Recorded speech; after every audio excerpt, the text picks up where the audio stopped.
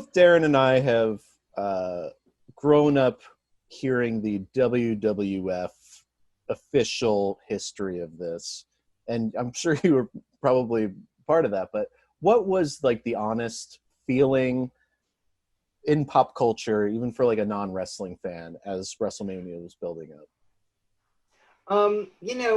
Some people were bewildered. Like, why is wrestling suddenly popular now? Who are those fans? Well, an independent research organization says 25 million people watch pro wrestling on TV, at least sometimes. 4 in every 10 of those viewers are female. Nearly half are between the ages of 18 and 34, considered a prime target group for advertisers. And it appears that the wrestling fan is fairly well educated. Why do these people watch?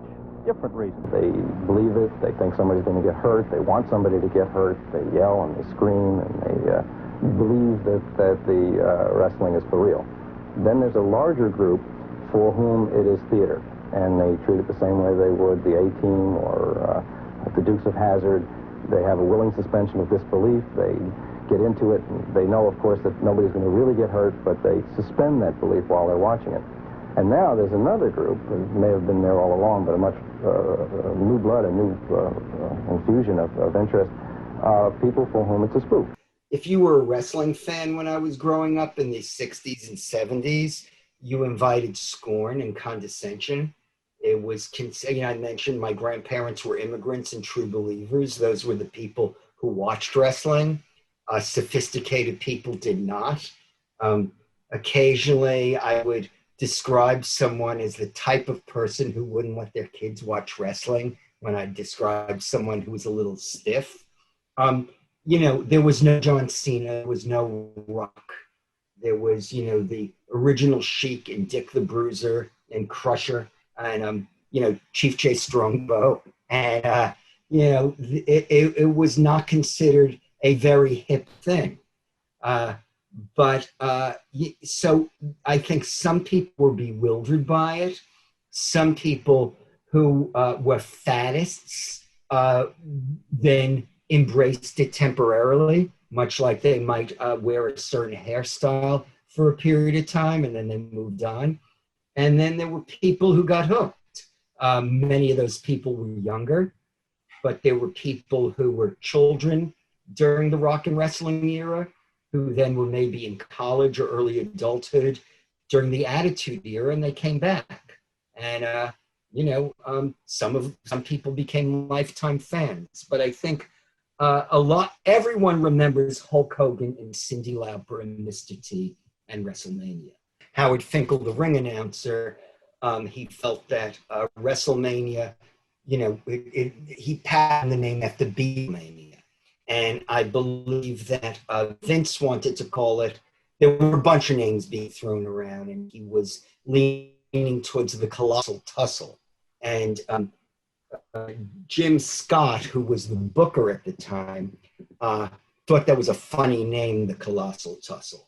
And he did an imitation of Jim Barnett, the very effete wrestling promoter out of Atlanta. And he started to prance around the room and wave his, flap his wrists and sing the Colossal Tussle, the Colossal Tussle. And I think he skipped out of the room and Vince said, all right, it's WrestleMania, or so the story goes. Now, George Scott told me that when he already had Alzheimer's, but he told it to me pretty convincingly.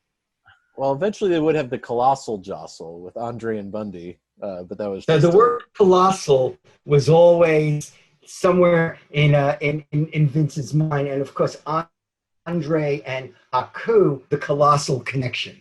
Yeah, if Vince has an idea, it's going. Yeah, it never goes away.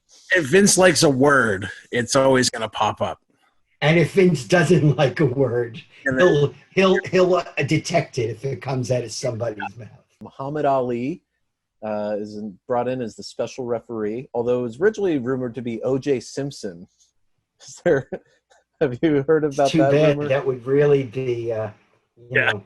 Yeah, we had Liberace as guest timekeeper. We had Billy was Martin. A real wrestling fan. Yeah, Liberace said, if my mother was alive today, she would say, son, you're finally a man, because she was a great fan of wrestling.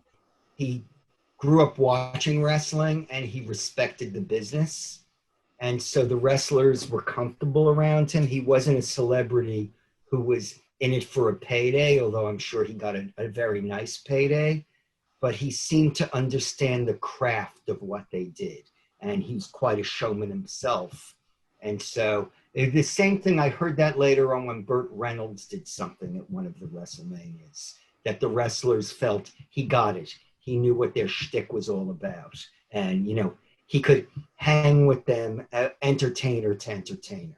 Yeah, on February 26th, Cyndi Lauper won the Grammy for Best New Artist and had Hulk Hogan on stage with her. And the Best New Artist is...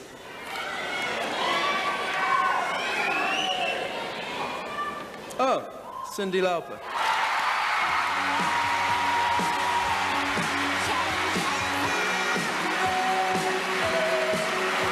Imagine if, I don't know, you know, a few years earlier, Jim Morrison had come out with, you know, Dominic DeNucci. You know, hard to, you know, just hard to believe. Yeah. Cher comes out with Bob Backlund. Yes. Right.